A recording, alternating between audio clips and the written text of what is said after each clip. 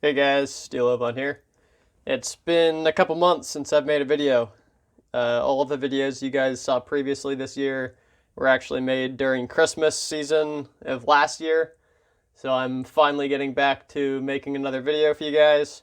And I figured I would just kind of do a catch-all update here on what's happening in the knife hobby for me. So I think I'll start off with this guy. So this is just, I know, it looks like a Serge Panchenko coin claw, which are super cool knives. But this is actually not. This is it's like a Chinese clone, and I was gifted it, and I figured it would be kind of a fun project.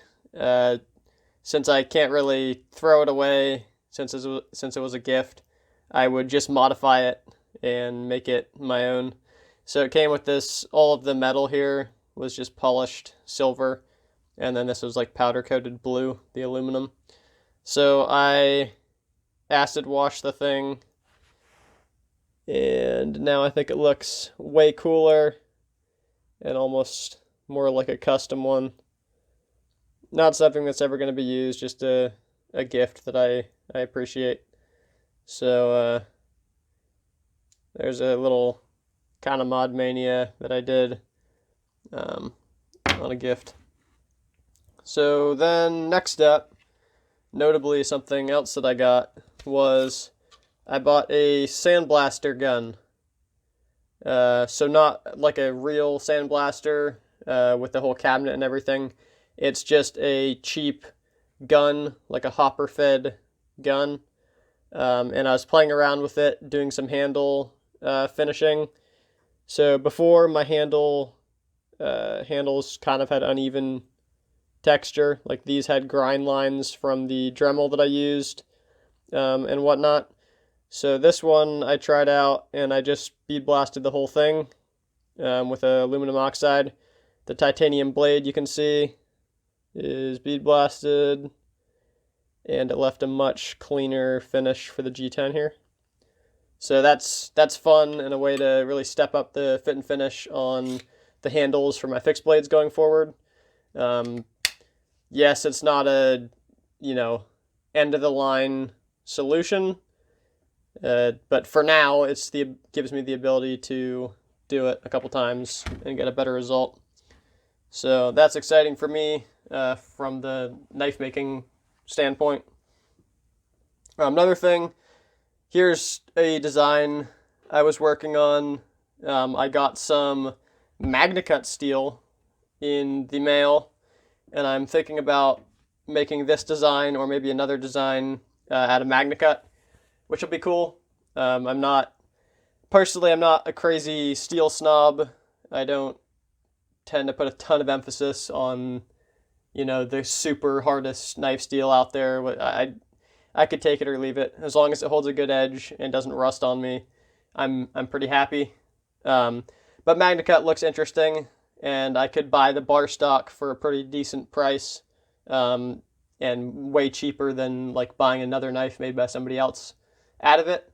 So I figured, what the heck? I'll try a fun project, make something out of MagnaCut.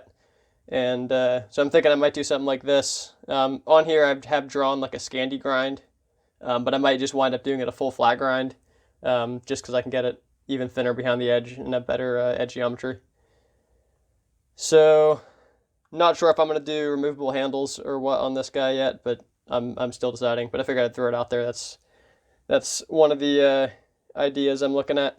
I also have two more knives that I've already made in heat treat right now. I just got the confirmation today that the heat treatment process is done, so they'll be coming back to me.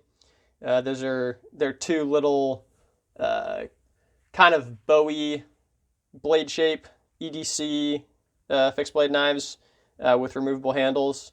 So, and both are made out of 20 CV stainless, which is cool. One of my favorite steels.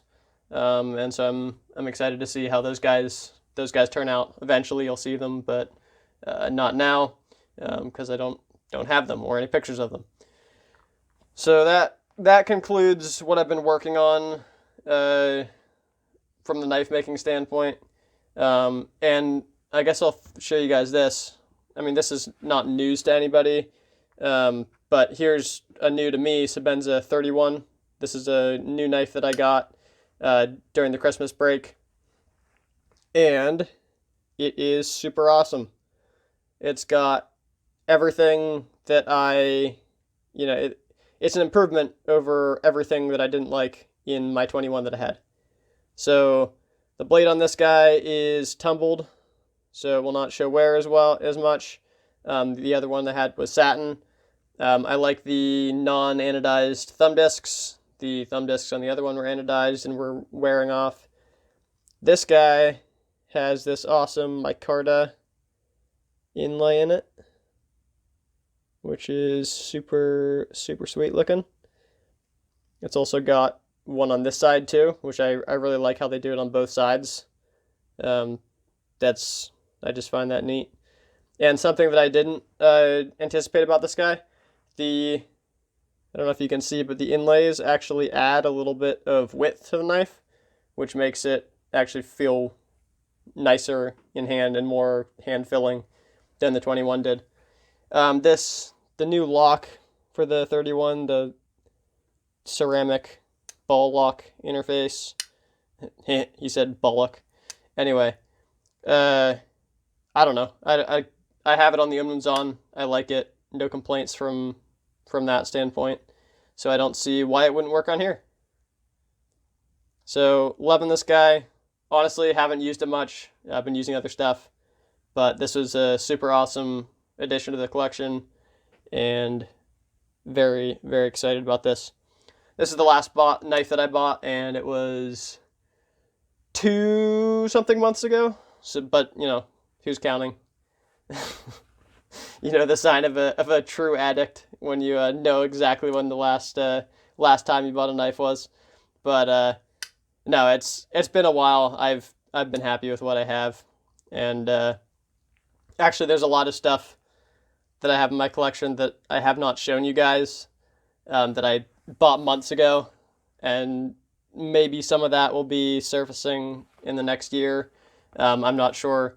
Some of it's so insane that I'm not sure I want to put it online. Call me crazy, but it's some pretty insanely cool stuff. So there's my new Sebenza 31. Love it. And lastly, I want to show you guys, this is the Holt Haptic. Maybe some of you guys have seen the new Holt Morpheus that came out with the drop point blade, and I thought that looked really neat. And then I tried to find one, and they're impossible to find. So I also was looking at my Haptic, and it's basically the exact same thing as the Morpheus. It just has a different blade shape. And the thing that I've always not really liked about the Haptic was the blade shape on it. I thought the sheep foot blade that it had on it just didn't look very good. So my solution was I turned it into a Wharncliffe.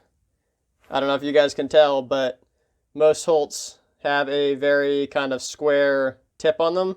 This one, I did a nice rounded Wharncliffe using a belt sander, and I think this is a serious improvement on the Holt's blade shape here.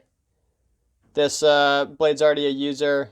I don't care about messing up the warranty or whatever. And first off, it just looks way freaking better. It's one of one. Nobody else that I know of has a Wharncliffe Holt Haptic like this. And also, it's more functional. You've got a much better tip for piercing. That was one complaint I would see over and over again with the sheep's foot. The stock one is, it has really bad piercing ability, which may be a bit of an exaggeration, but this is a vast improvement. You actually have a really nice fine point now, better aesthetics, and I am I think this thing's really badass. Let me know what you guys think about it. Let me show you the end there. So yeah, it's just a machine satin from a belt sander. But yeah, that thing is totally wicked. Totally took this thing from like a, 6 or 7, like, wait, this thing's pretty cool. I like being able to use it and whatever, to like easily a 9.5, 10 out of 10, 10 out of 10 knife for me. So that's pretty much what's been happening with me. Oh no, we've got a ladybug on set. Be gone. That's pretty much what's been happening with me and knives for the past couple months. Hopefully I'll get to making some more videos going forward. They might be a little bit inconsistent, but hope you guys have enjoyed this one, and I'll see you guys in the next one. Bye now.